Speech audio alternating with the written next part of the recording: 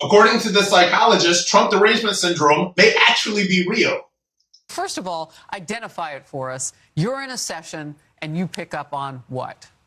Well, Harris, it doesn't take long for me to pick up on this. People are obsessed with Trump. They're fixated. They're hyper-fixated on Trump. And they talk about some of the features of this disorder. They can't sleep. They feel traumatized by Mr. Trump. They feel restless. I had one patient who said she couldn't enjoy a vacation because anytime she saw Trump in the news or on her device, she felt triggered. So this is a profound pathology, and I would even go so far as to call it the defining pathology of our time. These people come to you for the things that you described. Can't sleep, traumatized, perhaps depression. I don't want to put words in your mouth. But at first, you are there to treat an illness, a disorder of some kind. And what you figure out is the trigger. Well, and Trump is the trigger for many of these people. And to be that fixated on a figure, on a person, it's simply not healthy. And our country has strayed so far away from where we once were. If you look at in the 80s when President Reagan was shot, people were united. He famously said, I hope you're all Republicans, to the surgeons. And the response was, today, Mr. President, we're all Republicans. But our country has lost that. We've strayed so far from that unity. Mm-hmm. And what do you see? Because you told me off camera, 3/4 of your patient load right now has what you're calling this TDS. Well, 3/4 of my patients will present with a lot of these symptoms, and within probably 5 minutes of seeing me, their hatred for Trump comes up. So if you're that hyper-focused on Trump, that's a real issue, and it's worth being treated. It is actually not that surprising to me that there are people that have actual Trump derangement syndrome. And what's really interesting about the entire situation is that you have to understand where we are as a country.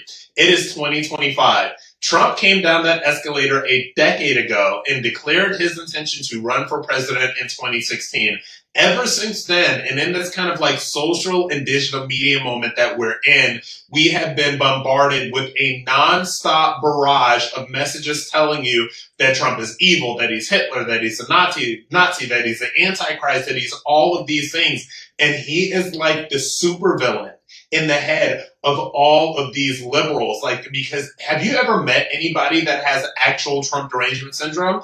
It's insane. This man is all they can think about. He's all they can talk about. Their entire view of the entire political ecosystem and the entire planet is literally defined by Trump. Like, he has been the most defining figure to some of these miserable leftist lives for so long.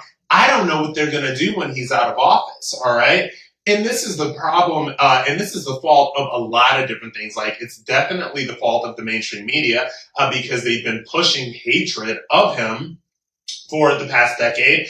It's the fault of the social media ecosystem that we're in, where you have the blue anon weirdos that will literally just be in a social media silo in a bubble.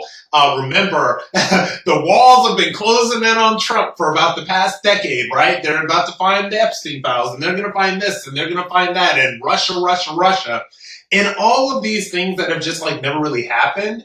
And so people have gone completely insane. I mean, think about all of the people, even during Trump 1.0, that said that don't talk to your family members, don't talk to your best friend since kindergarten. Hell, I lost, my best friend that at that point had been my best friend for 15 years because he had Trump derangement syndrome and he became a liberal lunatic, right? So this is an actual, now that it's an actual documented mental illness, and I really do think that this psychologist should write a book on this. I'm surprised nobody's done it before. You should probably get a book deal for this because it's very fascinating how obsessed leftists and the far left have been with President Trump for so long.